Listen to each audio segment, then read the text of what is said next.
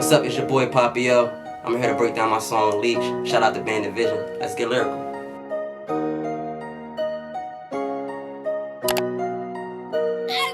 I've been on the grind so long and now my feet hurt. Niggas wanna copy my moves because they leechers. I'm a superstar, top 5, they on the bleachers. I was raised in a project called Abda Village. In Camden, it's known as AV. You know, it's like any other projects, the drugs, you know what I'm saying, violence. So it's a lot of ratchet shit going on in the city, man. Camden is known for a lot of good shit, but it's also known for a lot of bad shit. But, you know, growing up from there, I wouldn't change it a bit because it shaped me for who I am today, you feel me? It's funny because, like, my grandpa used to tell me shit like that as a kid. Like, when you get older, bro, you know, it's gonna be people you with today, it's not gonna be with you, you feel me, in the future. Some of y'all gonna be here, some of y'all not. Where I'm at today, I could look back and really be like, damn, that was some real shit that he ever taught me. A lot of my friends dead, and some still in jail, you feel me? So I learned a lot of street shit from where I was born and raised and shit from. It taught me how to be a hustler for sure, you feel me?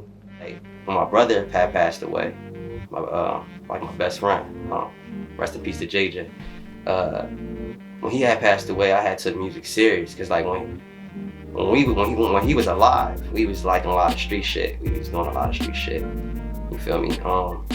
And I used to always rap, man. He used to always tell me like, bro, why you don't ever take it serious, bro? You feel me? Like, why you don't ever take me serious? You kind of good, bro. Like, I hear you. I just never really knew how to like go about it. And then he had passed away, and I guess like in a way, I felt like he wanted me to rap because he knew like that shit was like he seen something in me, you feel me? Before anybody seen anything into my music, he definitely did. Like my other brother Fatal, shout out to Fatal, he was the first nigga that took me to a professional studio. A lot of shit we was doing was like in the basement.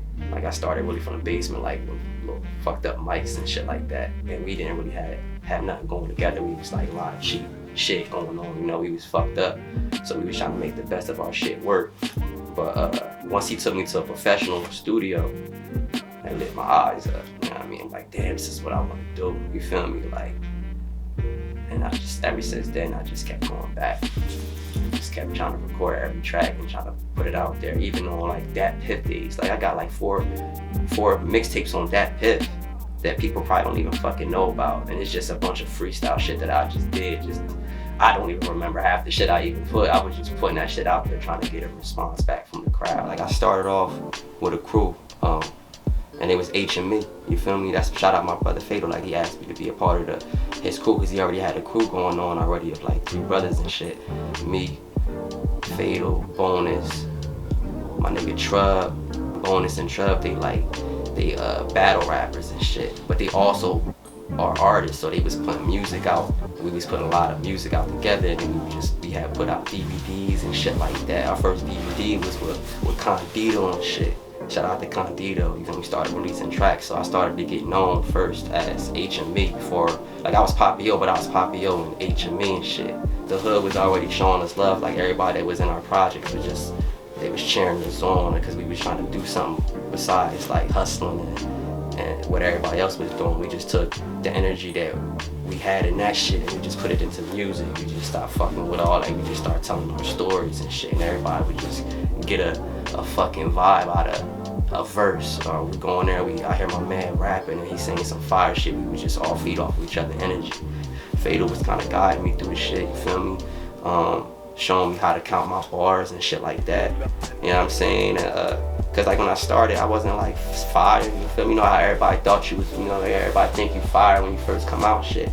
Like I was hot, don't get it fucked up, I wasn't ass, it's just that I didn't know really what I was doing, how to like set a bar up, what a bar was, you know what I'm saying, how to really record when you go in the studio. It was like my first time experiencing a lot of all that shit with Fatal, and he was kind of instructing me and showing me the ways of the studio life.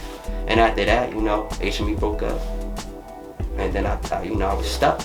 So I had to figure it out kind of on my own a little bit. Everybody, had their own situations going on. There was no malice between none of my brothers. It's just that we was all growing up to be men, and we was going on our separate ways. Like I did like 3-4 videos probably with Condito, and then I linked up with JV. We started my Cartel.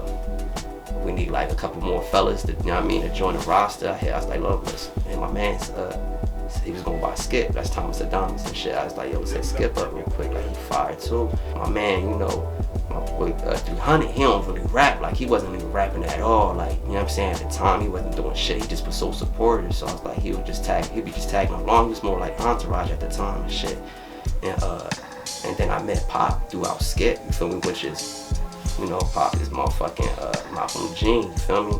We just started to bond and build, and everything just started to fall together, and I just started to link, getting all crazy shows, and my Cartel started. And that's how that went about. And that's just how the whole music shit just started to go. My Cartel was just popping as a fucking group, you feel me? And then that slowly had to part ways because my boy JV had ended up going to Los Angeles. He had started a life out there. He went to Los Angeles. So I just started doing shows and shit. And I met Wayne Campbell. I actually met Wayne Campbell through JV when he was back in the city. And then when he left to Los Angeles, me and Wayne Campbell kind of got cool. And we started doing videos. I started doing videos with Wayne Campbell. And I got like 4 joints and 4 videos with him. I was trying to get like every song we had did a visual too, because I was really pushing us as a unit. So taking the wall of us, it won't just be Papio, Thomas Adamas, it'd be Malcolm Jean, it was gonna be JV, it was gonna be everybody was a part of that shit, 300, you feel me?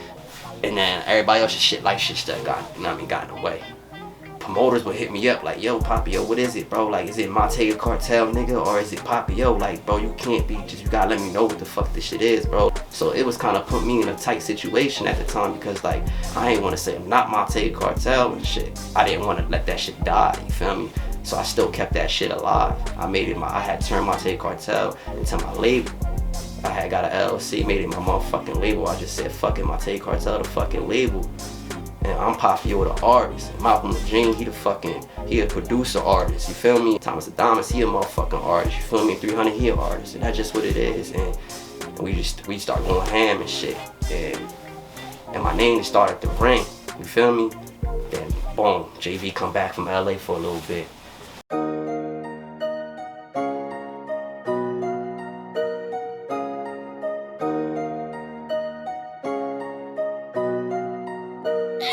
I've been on the grind so long and now my feet hurt. Niggas wanna copy my moves.